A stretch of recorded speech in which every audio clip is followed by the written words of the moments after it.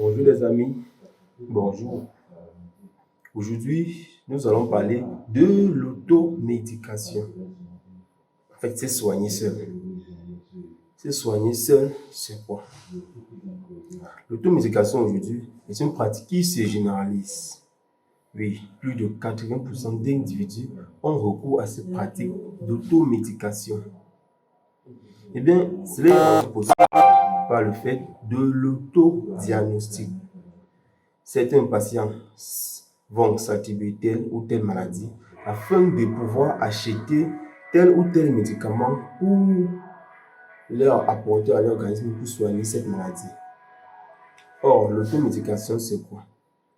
L'automédication, c'est le fait de consommer un médicament qui n'a pas été prescrit par un médecin, qui a été fait par sa propre initiative. Or, cette pratique peut être certes bonne dans certains cas, puisque si en cas de simple toux, de simple rhume ou d'un simple mal de tête, l'automédication peut vous aider. Mais si après que vous ayez commencé l'automédication, les symptômes ou les signes continuent vont à plus de quelques jours, et vous êtes judicieux de rencontrer un médecin, car la cause de ce mal de tête ou bien de ce simple rhume, comme vous appelez, peut être plus profonde. Et oui, et la maladie continue donc de vous ronger dans le fond, malgré tous les produits que vous consommez par-ci, par-là. Et la maladie peut finir par être chronique. On va voir, certains vont dire, employer l'automédication, que cette pratique les est plus économique. Or, laissez-moi vous dire, par contre, cette pratique ne vous est pas économique, puisque en cas d'automédication, qui a échoué, en cas d'échec d'automédication, la maladie vous a rongé au plus profond de vous-même.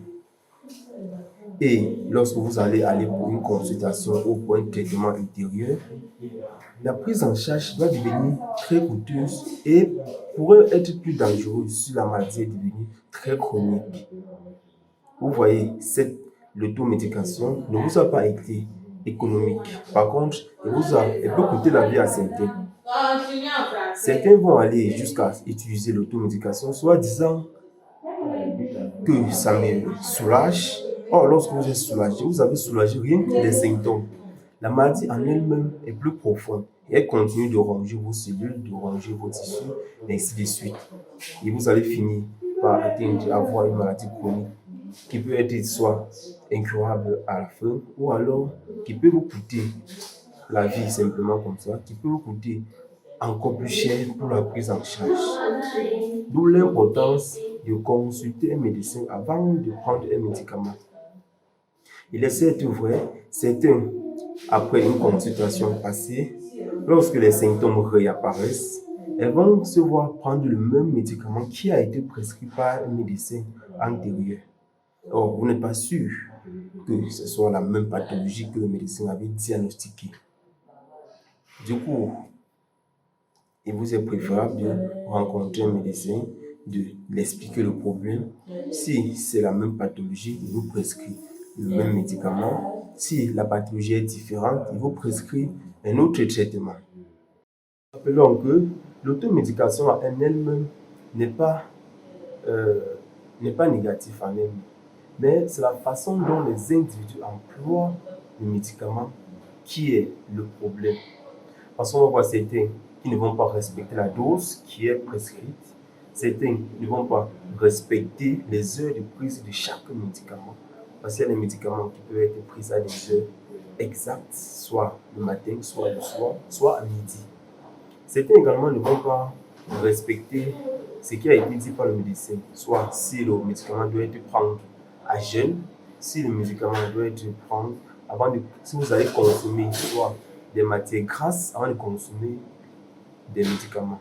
Parce que si nous prenons l'exemple des antibiotiques, il est préférable de consommer des matières grasses pour permettre une biodisponibilité efficace, pour que le médicament puisse agir efficacement dans votre organisme.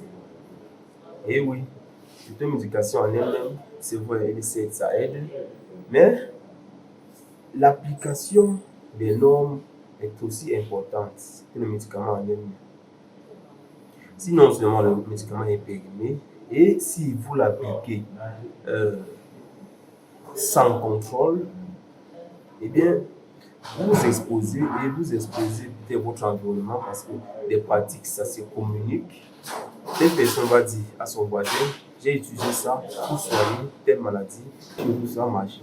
Vous n'êtes pas sûr que chez l'autre, ça doit marcher parce que vous n'êtes pas sûr de la pathologie. Vous n'êtes pas sûr que la maladie est la même.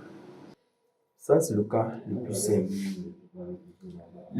L'automédication, laissez-moi vous rappeler sur 5 comprimés vendus.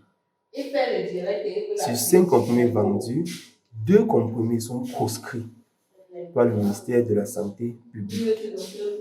Et oui, certains sont périmés, d'autres se voient changer les dates des comprimés. Vous voyez, certains changent la date du comprimé, ce qui fait prolonger la date. Or, le comprimé est déjà périmé. Lorsque vous consommez cela, ça apporte des effets très nocifs pour votre foie, pour votre organisme en général. Donc, de grâce, arrêtez l'automédication ou alors vous pouvez également prendre conseil chez votre pharmacien, par un pharmacien agrégé, bien sûr, un pharmacien dans le sens propre du terme. Parce que n'importe qui ne peut pas vous prescrire un médicament. Soit un pharmacien agrégé, soit votre médecin, pardon. Et oui, les amis,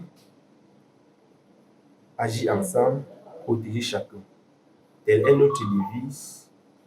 J'espère qu'après cette vidéo, les personnes qui emploient très souvent l'automédication se verront soit consulter un médecin, soit prendre des conseils chez le pharmacien dans le sens propre du terme.